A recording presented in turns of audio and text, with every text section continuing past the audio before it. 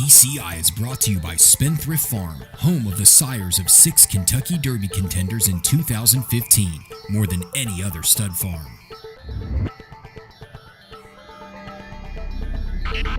Welcome back to TCI, your inside track to the Triple Crown. Alongside Joel Cunningham, I'm John Siegel. Joel, I want to start the show by congratulating Spendthrift Farm. You know, they've been a longtime sponsor of ours. Mr. Hughes has always been very good to us. It's exciting, man. They got 6 horses in this year's Kentucky Derby. That's pretty strong. Yeah, I mean, it's incredible. I mean, 6 horses sired by Spendthrift Stallions and 3 are by Malibu Moon. I don't know the last time I remember a sire off the top of my head that had 3 horses in the Kentucky Derby. And then the other 3 are by freshman sires. I don't remember the last time I've seen that either. A stud farm with 3 freshman sires with their first crop 3-year-olds, 1 representing the Derby. So congratulations to them. It's a big Derby for them. Well, this week we were going to talk about first impressions. Here's the problem, Joel.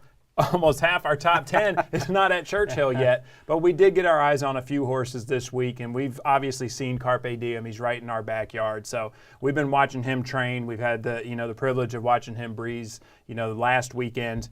We'll be out there again this weekend, but let's just run down the top 10 real quick. No changes really here on the top 10, but let's just give some first impressions. I know you went to Churchill for a couple days. Tell me some of the horses that you've seen.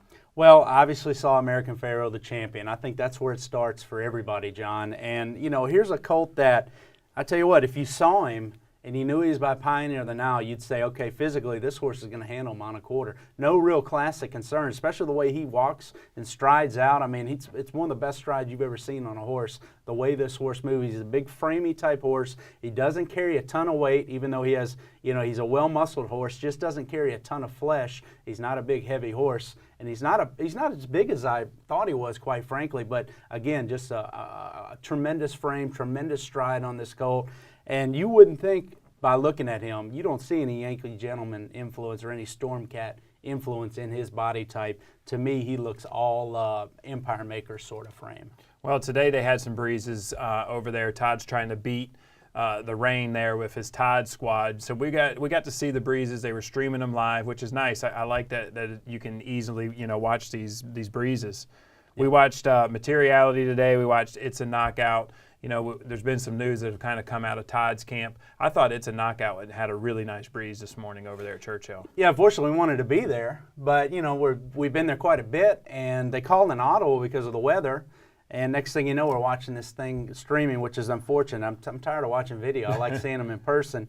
I was impressed with Stanford's work, but he's a speed-type horse, and he figured to want to get it on in the morning time. He totally outworked Made for Lucky. He was probably not going to run the Derby now. I mean, he had a poor showing, was just never interested or involved in that work at all. Stanford wanted to do a lot more right from the start. Impressed with the way that, he worked and how he galloped out. I mean, he wanted to do more in the gallop out, but, it doesn't surprise me. I've always heard he was a good workhorse, John. He's a front-running, speedy type, keen type horse. So the fact that he worked well doesn't mean, to me that I think now he's a good Kentucky Derby contender. To me, that's just him, and it just shows he's doing well. Well, Materiality and It's a Knockout, they worked in company this morning. Both were kind of on even terms. Tell me what you think about, their times.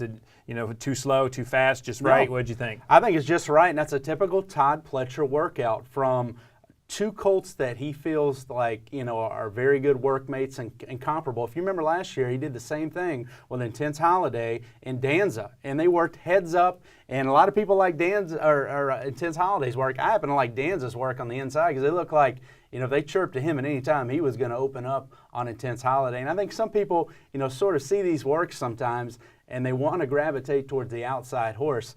In my opinion, these 2 horses were very similar. Heads-up type work, good work for both of them. I actually expect Materiality to work better, be a better workhorse, because he's quicker made, John. I mean, this colt, to me, as far as the eyeball test, he has impressed me more than anybody I've seen physically. Now that doesn't mean I think he's going to get a mile and a quarter, but knowing he ran a top race, in a 1X, came back in 21, 22 days, ran another top race, and then had to ship. I'm expecting to, maybe not see the sharpest Materiality turned out before, during his training hours. Here's a colt, to me, and the flesh looks tremendous, John. He is made a little different than I thought. You see the My Miss Sophia, strength and speed influence, his half-sister there I'm talking about. Right. I mean, he is a muscular, good-looking colt, John. And to me, it makes me wonder whether or not he's a classic type because he carries a lot of weight. He carries a ton of muscle, but he's a very good-looking horse. And he does not look like a horse that's had 2 grueling races within a 22-day time period. So very impressed with the way he looks. He moves up in my mind in terms of me being concerned about him maybe bouncing. I just think he's a good colt. I do question, looking at his physique, though, how far he wants to run because, again, you look at that chest and the shoulder and the hindquarters on this horse, he does not look like a natural classic horse physically to me. And let me talk about It's a Knockout for a second. I was more impressed with him, and that's why he's in our top 10. He looks like a classic horse physically to me, and the fact that he's able to work, to me, he doesn't strike me as a horse that'd be a good workout horse, trying to go a half mile with materiality. The fact that he works so well and handled the surface so well, he moves up in my eyes in the Kentucky Derby picture. He now becomes a horse like Commanding Curve, Golden Soul, these horses that we've seen that can really light up the tote board in the Derby because they handle that 1.25 mile distance. I think It's a Knockout does that for me. I mean, his coat was shining like a copper penny.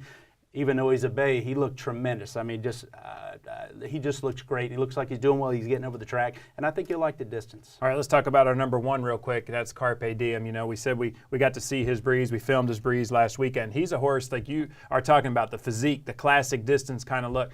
This horse has it. And he also has kind of that speed factor to him, too. I can see that Unbridled Song coming through. He definitely has that speedy look to him. Yeah, he's just such an efficient mover, John, and really nice of Keeneland. This is his second to last work. We'll see him in the morning time. They think you're going to go out at 5:30 in the morning. That'll be an early morning for us having to try to find him. We're on a track that's not going to be really well lit. But Keeneland let him work, late in the day. They harrowed a path for him. And he was able to get in a good work there, John. Was very difficult to pull up down the backside. This is a horse that is mentally very difficult. He's feeling good right now. I don't think the distance is going to be a problem for him. He's so efficient. I don't think the trip's going to be a problem with him. He's so tactical, and you watch Johnny ride him. I mean, every time Johnny's had to ask him for a little bit or be put into a right spot in a race, he's giving it to him and they come right back to him. I like that ability from Carpe Diem. I like the way he's doing right now. Really anxious to see his work tomorrow. My main thing with him is, and the reason he's at Keeneland, not at Churchill, while the hoopla is, I'm concerned about him mentally. Now, how's he going to handle the process? I'm really anxious to see how he handles tomorrow's work and to sort of make an assessment because I do think he's maturing. He handled the Bluegrass better than he did the Tampa Bay Derby. Yeah, he definitely did. And seeing him out there at the track, I mean, on the way to the track, on the way back, he's very professional. I just think, like you said, he's fit, he's keen, he's ready to go. But they really like that surface over there, too, talking with Todd and with Elliott. There's another reason why he's there. They like that surface for that final breeze at Keeneland. They said the track is great. It's a tremendous surface. I mean, there were some biases early in the meet there, having gone there quite often, but right now that surface is tremendous, especially when you factor in all the rain we've gotten. It could maybe have taken some of the integrity and washed some of the nutrients out of the track. It is in great shape right now, and I totally agree there. I'm very anxious to see his work in the morning, and it's going to go a long way for me in deciding, if I think he can win the Kentucky Derby and he's going to remain as the top of the TCI top 10. I haven't made any changes on the top 10 yet. They are forthcoming next week, John. There will be some changes because I'm a visual handicapper. I like seeing when I'm betting, especially when I know these horses are pointing up for a top performance in the Derby. That's the way they've been campaigning for half a year now, essentially. Yep. So I want to see who is blossoming. They have to be doing good coming to Louisville for me. They have to be looking good. I have not had success since I've followed the Derby the last 10 or 12 years with horses that have not looked good. And so that's a big part of the puzzle for me, and I'm anxious to see. All right, thank you, Joel. And thank you guys for watching. Make sure you come back next week. We'll finalize the TCI Top 10, and we'll let you know who we think will win Kentucky Derby 141.